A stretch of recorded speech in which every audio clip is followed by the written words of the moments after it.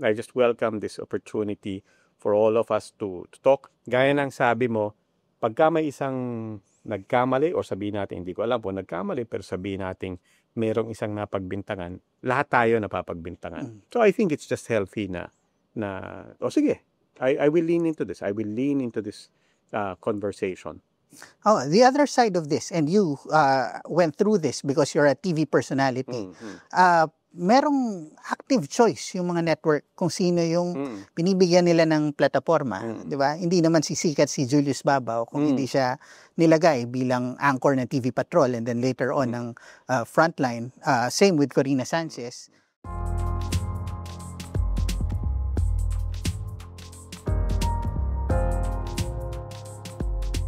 Okay, magandang hapon po. Ako si Rocky Alampay, Puma Podcast. Kasama natin, Editor-at-Large ng Puma Podcast, J. Mark Tordesillas. You're here for an episode on Teka Teka na always timely naman, Jay. Yeah, yeah.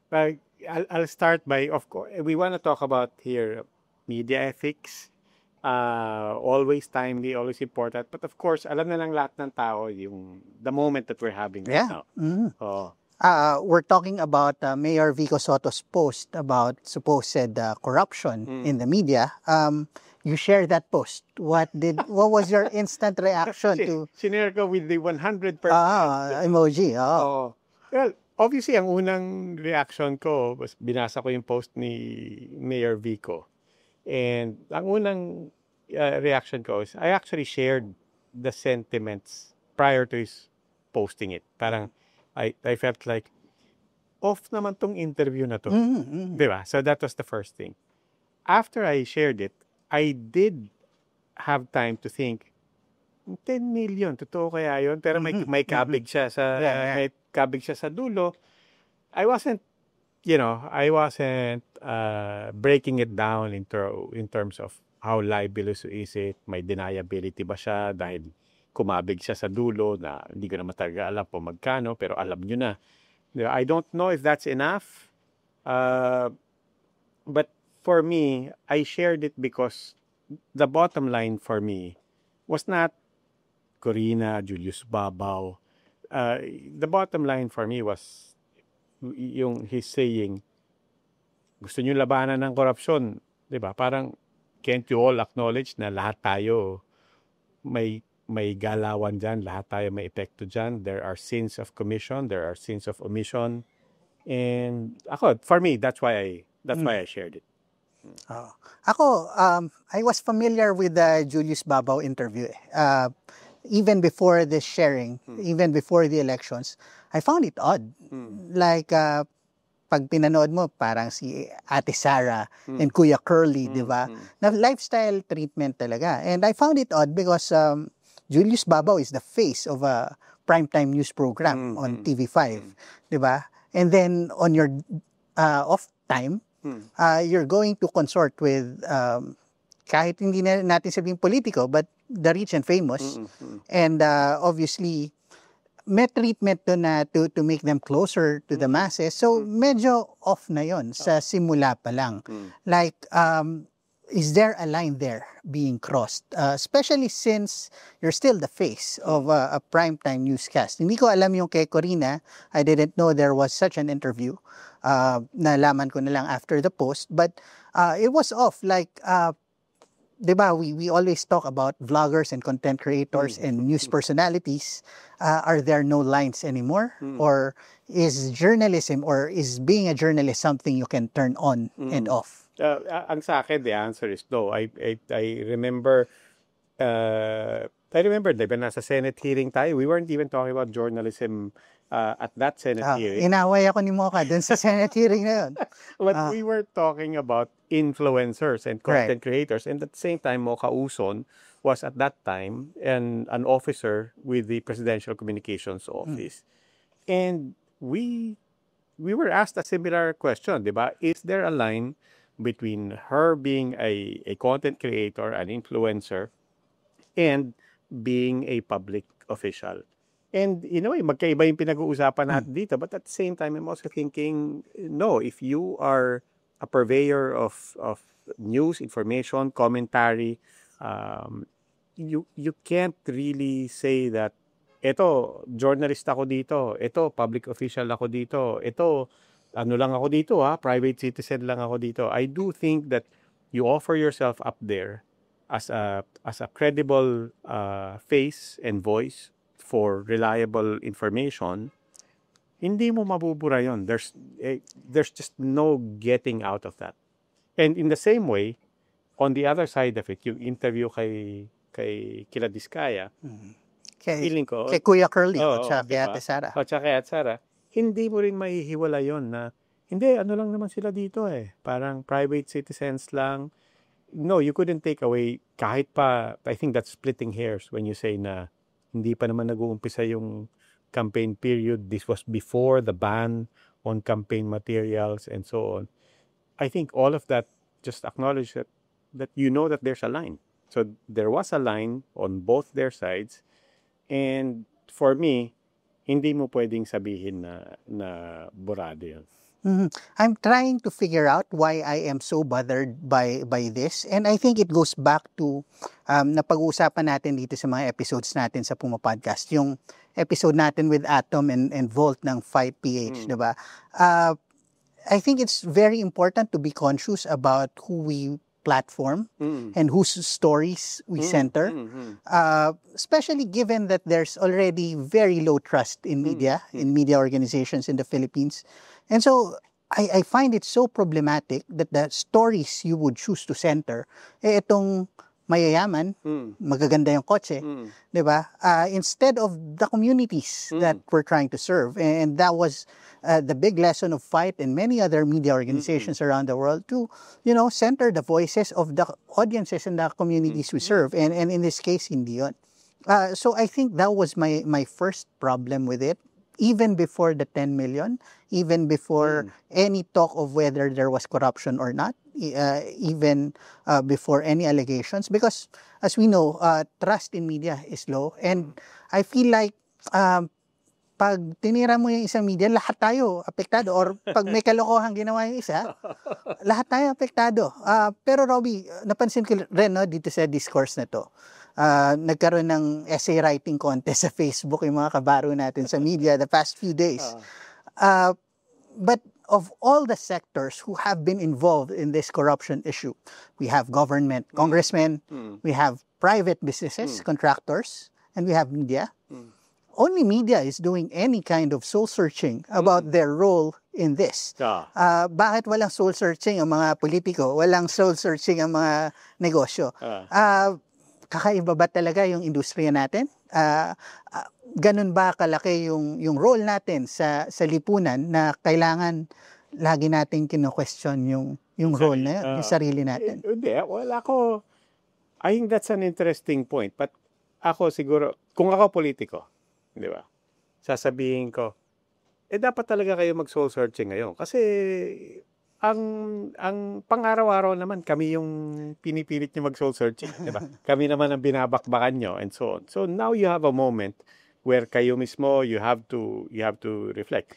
When we say political, by the way, let's use hindi yung mga politikong nanunumbat. Let's use Vico Soto. That's what he was. He was a politician basically saying to media, "Huy, hindi ba kayo yung tanong ng tanong parati sa mga politiko or even sa mga businessmen, sa mga big businessmen or even private citizens? Kayo yung tanong ng tanong. May masama bang nangyayari diyan? May mabaho ba tayo dapat pag-usapan diyan?" and so on. I think they will say, and they will have a point. Say na, totoo naman na kami ang pinag-uusapan nyo di ba? Kami naman yung sumasagot araw-araw, oras-oras. Now you have a moment, and that's why you're talking about this. So ako, personally, I just welcome it. I just welcome this opportunity for all of us to talk. Gaya ng sabi mo, pagka may isang nagkamali, or sabihin natin, hindi ko alam po nagkamali, pero sabihin natin, merong isang napagbintangan, lahat tayo napapagbintangan. So I think it's just healthy na sige, I will lean into this. I will lean into this conversation. Oh, the other side of this, and you went through this because you're a TV personality. merong active choice yung mga network kung sino yung binibigyan nila ng plataforma, di ba? Hindi naman sisikat si Julius Babaw kung hindi siya nilagay bilang anchor ng TV Patrol and then later on ng Frontline. Same with Corina Sanchez. Why is there not a more soul-searching discussion among media executives about, who we put on camera and who we give this platform to? Because they might turn around and do vlogs with questionable personality. Even those who don't do vlogs with questionable personalities, but they do vlogs with artistas, di ba? Na may isa nag-deny pa na sa isang anonymous vlog na dineny na Pero, di ba? What do we do about these personalities? Kasi as someone who worked behind the scenes, di ba? Iba yung respeto ng mga kabaro natin dun sa nagre-report on TV. Kahit pag nagbabasketball, may liga kami sa GMA dati ng basketball. Pag may nag-aaway, ang pipigil yung reporter kasi ang laki nung respeto ng mga cameraman at saka ng mga driver dun sa reporter. Diba? So, you're held to this higher pedestal. Should there be more soul-searching from news executives and media organizations about who we put on camera and who we give this platform to? I absolutely agree. By the way, let's give everybody context. I was an executive at TV5. I no longer am. Actually, right now, speaking of taking it on and I have to always come clear. I'm now with PLDT. I'm no longer with TV5. But that's the point, di ba? I resigned all my shows sa TV5 when I took the job dito sa PLDT. Yes, I'm still the owner of my own media startup and I have to walk that tightrope also. It's not easy and there are dilemmas that come with that also. Kailangan ko rin ng sponsor, kailangan ko rin ng pera, di ba? Ikaw ang Kuya Curly nitong programa na to. I wish. Hindi, di ba? But so I completely, I guess what I'm saying is I know I do have that hat and I do have that role both in this small media startup as well as in one of the biggest networks in the country. And what I can say is absolutely yes, there has to be soul searching. There has to be policies. And I think it's safe to say naman na it's not as if it doesn't happen. It's not as if it is not happening. I've worked with my counterparts. We're all friends. It's a small family of media, including the executives, especially those who came from journalism. And I can honestly say, when I have conversations with executives, news executives from ABS-CBN, GMA, ikaw, mataas ka rin, executive ka rin sa GMA. We've had conversations, not just at our level, but about how all the way to the level of owners, they have to contend with these realities. And they have to contend with these dilemmas. Because it's not always true that, for example, yung plataforma ang nagpasikat sa anchor or yung anchor na credible na reporter ang inakyat ginawa nga. Sometimes it's the other way around. Sometimes the market dictates na may potential tong may friend ako na reporter na trending sa social media tapos superstar na siya na bigla diba? Cute daw siya pag nagre-report tungkol sa bagyo. And a lot of things come into play. But what I personally guarantee is I have seen it at all levels, not just at the level of reporters and journalists and editors, but all the way to owners. There are these conversations. And those are real dilemmas. Which is why, iba-iba rin yung policy ng networks. There are networks that allow their anchors to endorse products. There are networks that say na hindi. Kung news anchor ka or you're in the news, you're not allowed to endorse products. But both of those come with acknowledging that mahirap gumawa ng pera sa Pilipinas. Diba? Whether you're a reporter or a media company, especially in this day and age. This is not to excuse or to say that any kind of behavior does not have a line behind it. But for me, it does say that.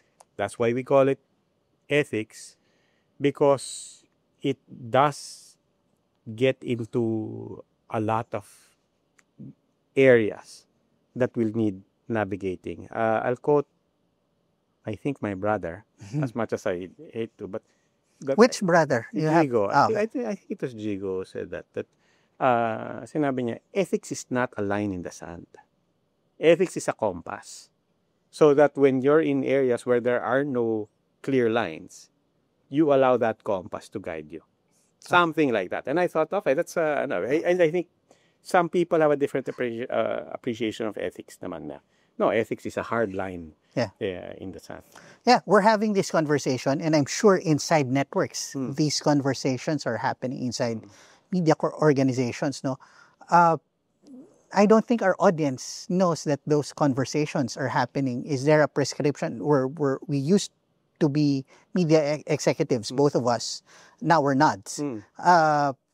Is there a way to get the audiences into that conversation to explain ourselves? Is that a worthy endeavor na magkaroon ng explanation para sa audience natin para ma-rebuild yung trust na nawala or continue na nawawala? I think these conversations help, and this is why we're having these conversations. I'll give you an example pala, because I wanted to ask you when we got to this conversation, Jay. Ikaw ba nasuhulan na? What's your experience with one being a struggling, impoverished media person and being face to face with corruption?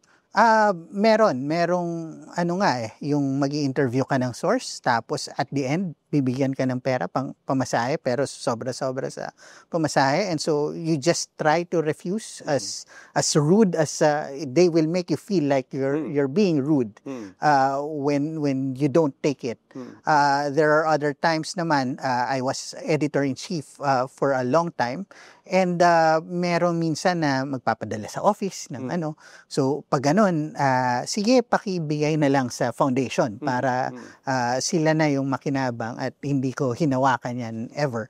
So may levels na ganun, nothing like 10 million pesos. Yeah. Oo. Na-demanda ako pero hindi ako nasuhulan. Oo. How about you? Ako, yes. My first, at a yes, gift. 10 million pesos. No, not at 10 million pesos. But the first encounter with the gift was not cash. I was a reporter in the police beat sa Western Police District. I mean, just a few weeks into the job. So, alam mo naman, pagka nag-cover ka ng police kasama City Hall. And nando kami City Hall. And then, ang bigay sa amin, 2 sako ng bigas. And at that time, you don't need to convert this. My salary was, I think, my take-home was 4,500. So, you don't need to adjust. That was below minimum wage. I was earning less than a public school teacher. So yung 2 kilo ng bigas is nothing to scoff at. But I said, no. Sabi nung tao. No, kasi mag-jeep ka pa when I get up the land. But also I felt like, ito yun. This is how it starts. Diba? Pero sabi nung tao nung konsehal, boss, kunin nyo na kasi kung hindi nyo kukunin, ililista rin nila sa pangalan nyo yan. Pagkatapos kami pa mapapagalitan, mapapagbintangan pa kami na ano. So, sinabi ko, sige, ganito na lang. To your point, hindi ka naman kayang iuwi yan. Kayo na lang, maghati-hati na lang kayo sa ano. And that's that. You don't make, I have had experiences where the stereotypical aabutan ka ng envelope with envelopmental journalism. Totoo po yun, nangyayari yun. Junkets for me is a gray area because as much as you'd like to think na no, we'll pay our own way to cover Zamboanga or Basilan or some province or even Cebu, the reality is wala namang gagastos dyan ng mga media companies. So I've had those offers also. But I ask this because, one thing that I don't know if this is true for you, when I ask that, you have to think. Because actually, hindi ganun ka-common eh. Ang experience ko, mas common yung ma-threaten ka or mapagalitan ka or mademanda, ihabla ka or i-threaten ka. That is actually more common than actually getting bribes. Meron pa pala akong isang kwento. Nung nasa Western Police District ako, ginaya ako ng reporter. Sabi, halika, ikot tayo. O-orbit tayo. Sabi ko, ano po yung o-orbit? Sabi ka, sama ka lang. Ikot lang tayo. So we got on an owner-type jeep. Tapos inikot namin bawat station ng Western Police District. Pagkatapos bawat station, magmamano lang kayo sa, o kumusta lang kayo, kunwari, sa police chief doon.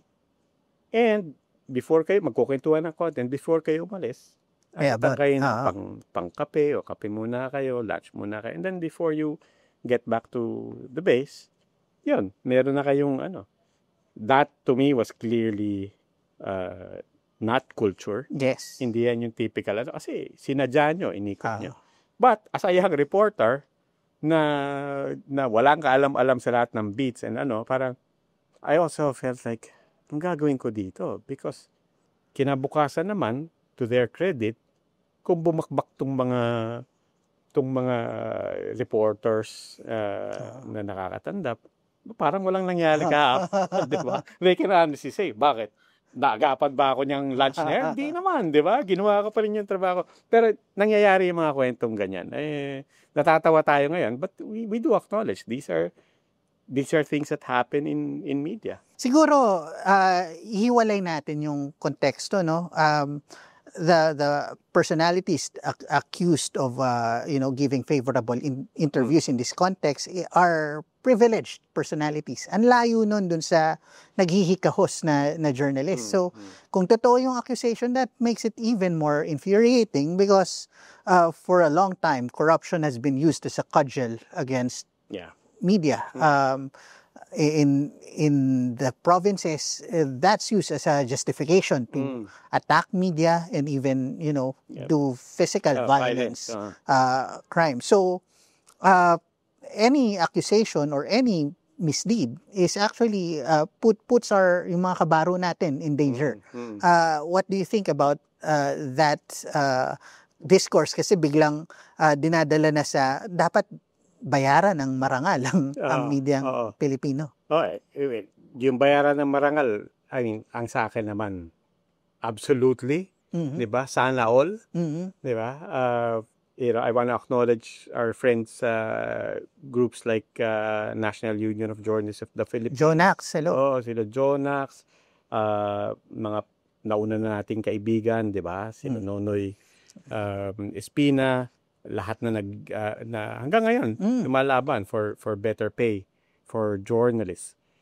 And all of that is true. All of that remains unresolved. And all of that still has no real answers, diba? Even if the networks, even if you could get the networks and the biggest media to pay better rates for their journalists, and they do, the reality is the vast majority of journalists, especially in the community papers, can't, diba?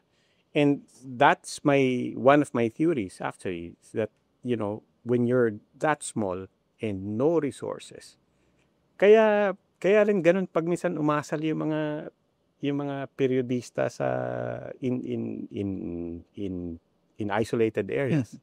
You're literally shouting. You're literally dinadaan mo sa galit. You're literally, and that that causes people to say, aha, you've crossed an ethical line, di ba? And it's also what causes people with money and people with power to try to tempt you and to try to co-opt the power that you yield. And yun nga, kaya nang sabi mo, in the end, just makes you more vulnerable than the power that you wanted to just have a voice and to give voice to people. Pero yun lang yung problema. Habang sinusubukan natin i-solve yung economic situation, there's no such thing as tigil muna tayo. We have to make do with this imperfect world, with imperfect people, with real human beings, given to real human instincts, and given to real ethical dilemmas. Yeah. To give context to our listeners and our viewers, no, uso sa probinsya yung journalist ka na pero KBL ka rin, di ba? Yung Kasal-Binyag Libing. Oo. So, parang dun sa ganung context, makikita mo they do take off and on the journalist hats. Yes. And so is that emblematic of what's happening in the Philippines wherein minsan journalist ka, minsan PR ka. Minsan radio commentator ka, minsan ikaw din yung nag-aayos ng press con para sa politika. At every level, 'di ba? Community papers, you have community journalists writing copy and writing press releases for their municipalities, for local politicians, local businesses, and that scales. Even here, you have business reporters from mainstream media taking on jobs to be a researcher, a writer for the annual report of the very companies that they're covering. They get invited to junkets and so on. And none of that is to prejudge anyone, but just to say that that's why importante pag-usapan yung economic well-being ng mga journalists at saka because if you really want a completely independent media, help us to figure out how to pay. Yeah. But now even the biggest companies are all losing business, losing the business model. Kaya paigting na itong usapan na to. Pero anyway, Jay, I want to bring it back to one thing about your original question about at the end of the day, as compromised as all of this is, alam natin that these are powerful platforms. Diba? Kahit lait-laitin niya, alaskahin niyo pa kami. Alam mo kayo pera. Diba? Or parang madali naman kayong suhulan. Sige, tanggapin niya ng mga kasama natin. But at the end of the day, one thing we do know is that, pero kahit gaano kabaho to sa inyo, gusto niyo pa rin maisama dito. And your question of the people who control this platform, are they ultimately responsible for this? And I think, for me, one thing that this incident showed is that, or emphasized, is that yes, diba, as weak and as vulnerable as we are still responsible for our platforms. And that is your number one duty, to try to preserve that platform. And I'll acknowledge them. Your own name, your own credibility, your own image and integrity in the eyes of the people who respect you, that's still your number one job. Yeah. And I think this conversation it's very important to have. But you know me, I'm a very optimistic person, diba? There's a silver lining here in that for years we've been hearing how much trust in media has eroded. Hindi na importante ang mainstream, puro vloggers na lang, puro content creators na lang. And yet, pag nag-misstep ang media, ang mainstream media personality, ang expectation namin sa inyo, dapat ethical kayo, di ba? Ang laki ng tiwala namin sa inyo. And sometimes I would like to ask, like, malaki ba talaga yung tiwala nyo? Apparently, yes. Because for them to be disappointed in us, that means they had expectations of us, right? And that's a good thing. The fact is, it's good to have this discourse, but this conversation has been, sabi mo nga sa intro, this has been going on for a long time.